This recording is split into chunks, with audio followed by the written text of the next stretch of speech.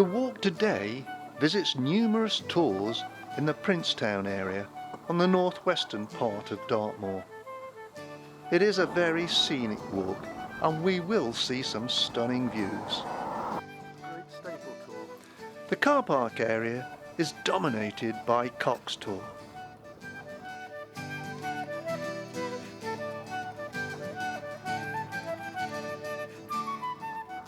Towards the west, there are some good views of Tavistock and beyond.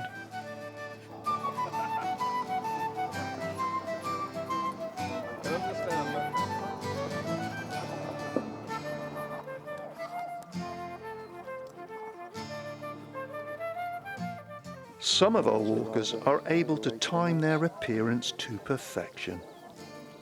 It looks like Graham, our leader for today, is giving a route description, so let's go and have a listen. Around to Stephen's grave and then go due east to go around the fields there so that we can walk over the top of Bruce Tor and Great Staple Tor, drop down into Merivale and come back along the Brimstone and Saltridge route. Just in case you didn't get all of that, our walk takes us first to Cock's Tor, then on to Peter Tavy, past Little Coombe Tor and on to Smurden Down, past Bolter's Tor and on towards Cudlip Town before turning and heading below White Tor and on to Stephen's grave.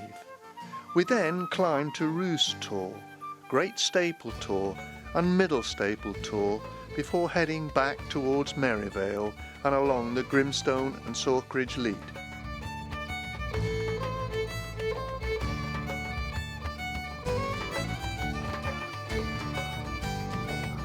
It's a gradual but quite steep climb up to Cock's Tor, and the wind is surprisingly cold, but we all soon warm up.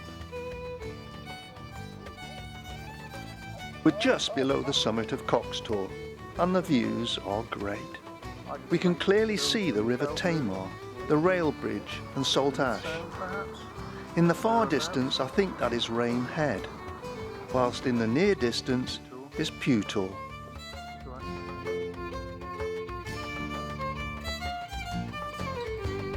And Middle Staple Tor.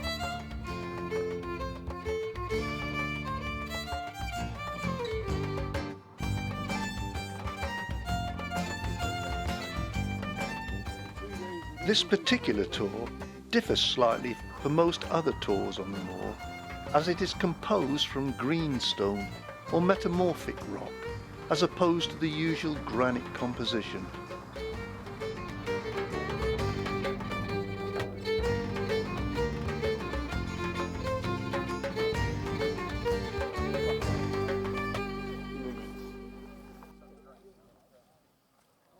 That's a superb view.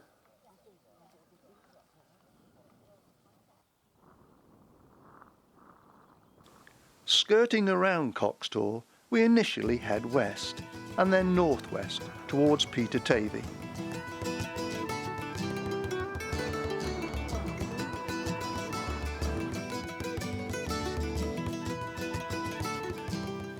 There are no real paths to follow across the moor, just animal tracks, and you have to find your own way through the rock-strewn landscape.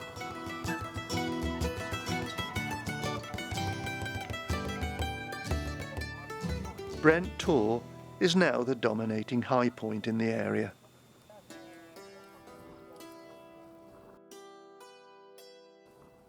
The sparse rock-strewn moorland is gradually replaced by more recognisable field systems. Farms in the distance.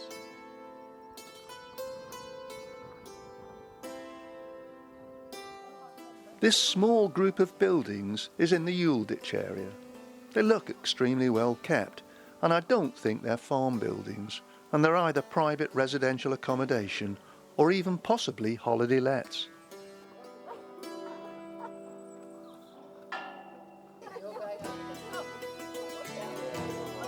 There is a small amount of road walking until we reach Peter Tavy. Here we're walking through Harrowgrove, past converted barn buildings, and one that will no doubt be converted in the near future.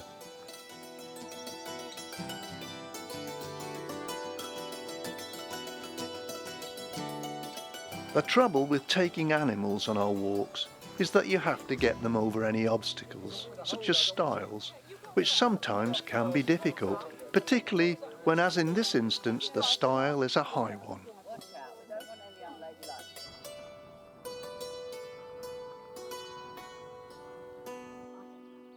No idea. A gateway into a field gives us our first glimpse of Great Combe Tor. We're now getting very close to Peter Tavy.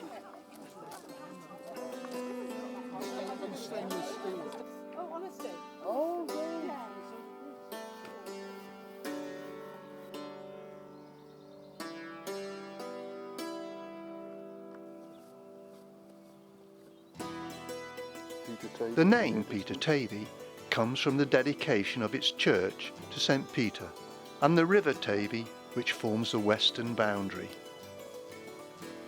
The village hall was built on land leased by the Duke of Bedford as a school between 1859 to 1865.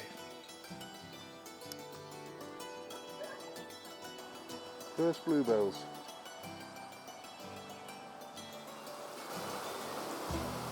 The Collie Brook can best be described as a pretty tributary of the River Tavy.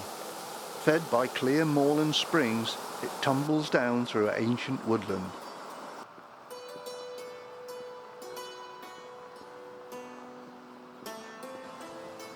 There is a set of popular waterfalls and a plunge Coffee pool stop? quite close to where we're going to have a coffee break, but unfortunately not close enough for us to visit today.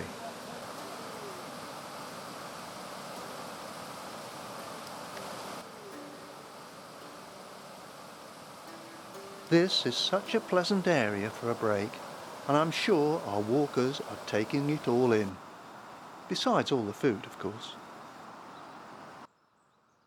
The gorse, as with other spring flowers, is really starting to bloom, and that smell of coconut is heavily in the air.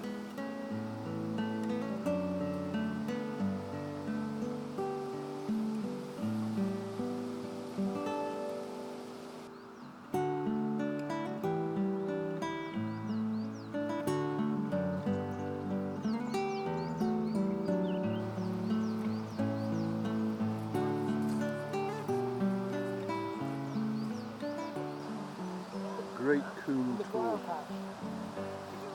Our route now lies in an upward direction, and we're making our way back to open moorland, weaving between various tors.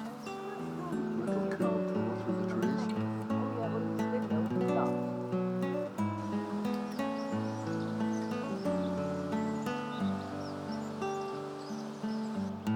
Slightly better view of Great Combe Tor. Some of the tors seem to be unnamed. It can get quite confusing. I initially mistook this one for Bolter's Tor. Okay. One of the hazards of sheep farming on the moor. In fact, this is Bolter's Tor.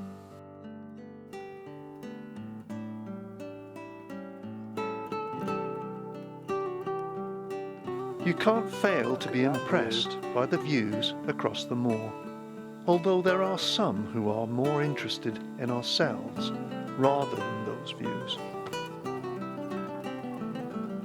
What a wonderful environment this is.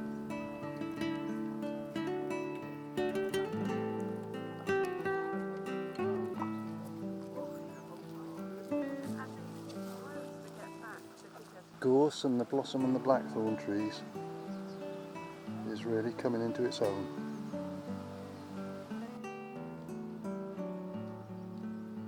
This is just about as close to Brent Tor as we get. Just close enough to see the recognisable 13th century church on its summit.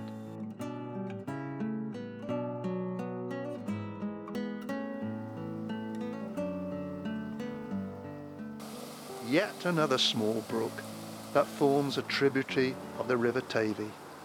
This one doesn't seem to be named.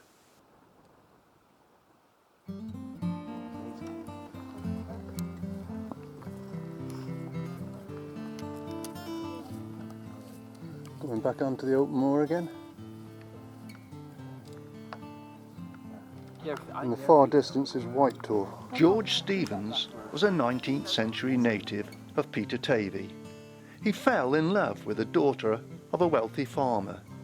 A poor lad, her father was not keen on the relationship, and although they met in secret, her father found out about it and banned her from seeing him. George tried to keep in touch with her, but her father kept them apart. He was heartbroken and eventually decided on suicide by eating deadly nightshade, not a pleasant way to go. Taking his own life meant he could not be buried on church ground, so he was buried here on the moor. A sad story, and it reminds me a little of Kitty Jay's grave near Maniton, another suicide victim.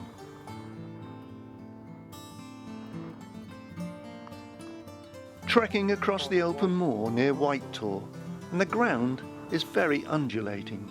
It's almost like it formed part of a field system, or peat excavation has taken place. I do know that this whole area was part of an Iron Age settlement, which may form part of the reasoning for this uneven ground. I think we're trying to find somewhere for lunch now.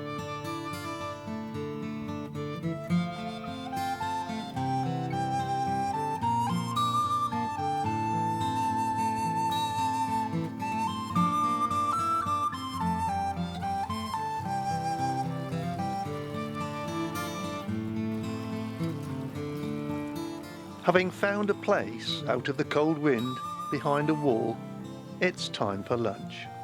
Always enjoyable, but more so in the sunshine.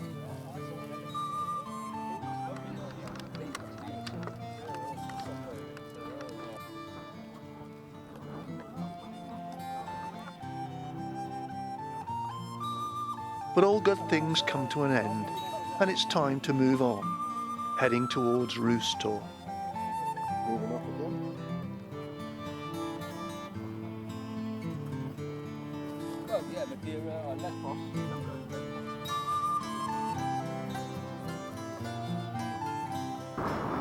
Ah, beautiful valley. Right down to the Tamar. There's Great Mist Tor peeping over the top of this ridge. Approaching Roost Tor, and there's a boundary stone marker, which I understand indicates the former Duke of Bedford's land. A number of these stones form a circle around the Tor. They're believed to have been erected in the late 1800s. Some of the stones have a circle on them with a line through it, which indicates that the Tor should be left alone and the granite stone should not be used. I say again, what magnificent views.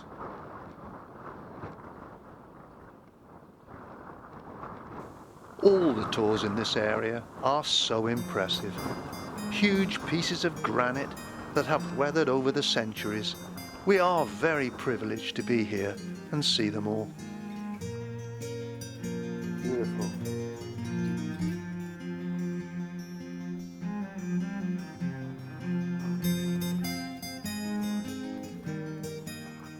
The flagpole on the top of the Tor is to indicate that the nearby firing range is active.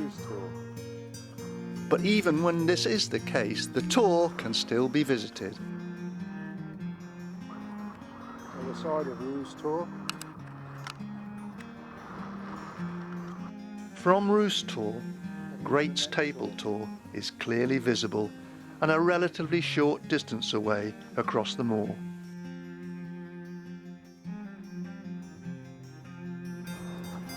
This Tor's got some real startling shapes. If you want to see towering stacks of granite in all shapes and sizes, then this is the Tor to visit.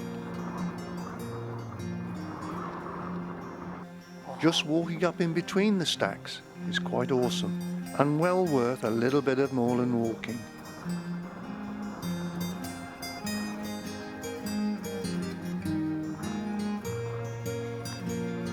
Great Staple Tor.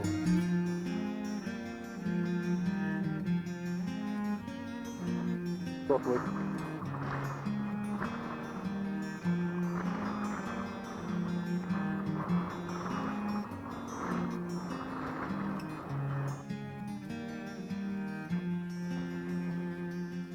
We've almost gone full circle, and once again we can see Cock's This Tor, morning. our first tour of the day this morning.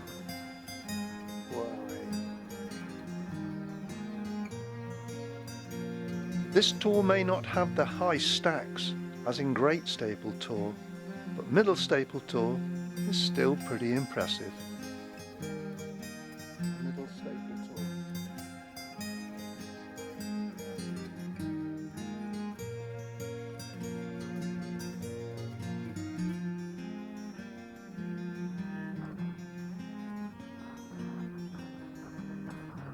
Tor right up there is Little Miz Tor, I think. Fantastic.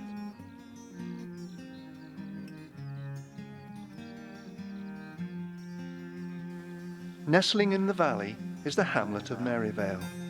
Lying within the civil parish of Whitchurch, it is situated at the crossing of the River Walkham. Some of the houses provided were originally built for the Merivale quarry workers. The Dartmoor Inn, I'm told, still sells the Merivale Ale.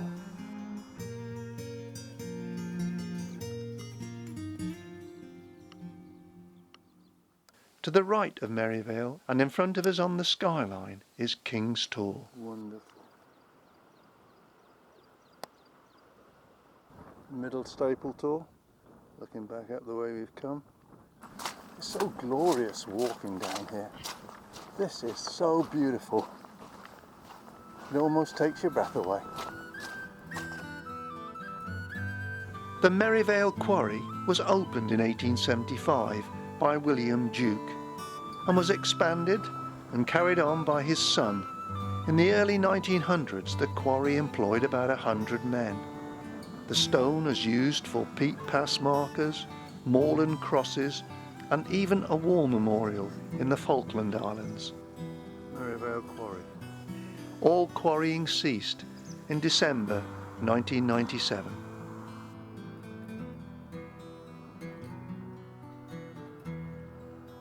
Slabs of cut granite have been left where they stood at the close of the quarry. It's the end of an era and seems such a waste.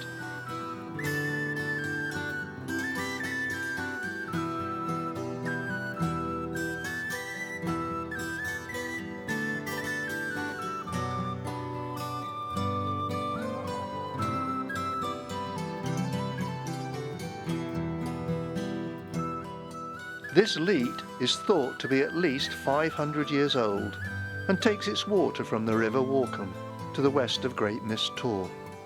Water from the leat supplied numerous manors and farms, including Grimstone Manor and Farm, Monkswell House, Sawtridge Manor and Sawtridge Farm. It also turned water wheels at Sawtridge Consols and Moortown Farm. Quite a busy leat. Owned privately, Vixen Tor cannot be visited by the general public.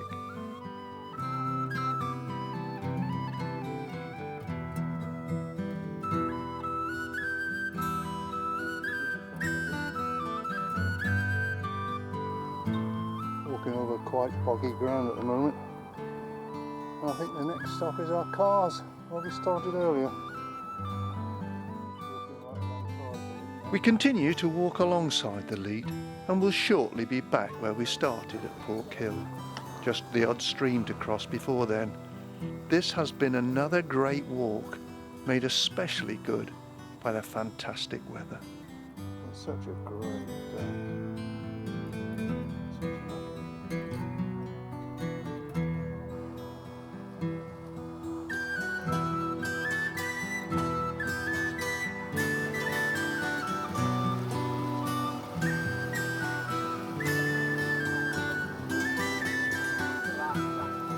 Just before we finish our walk, there is one more tour. We have seen Great Staple Tor, Middle Staple Tor, and now the last of these tours, Little Staple Tor.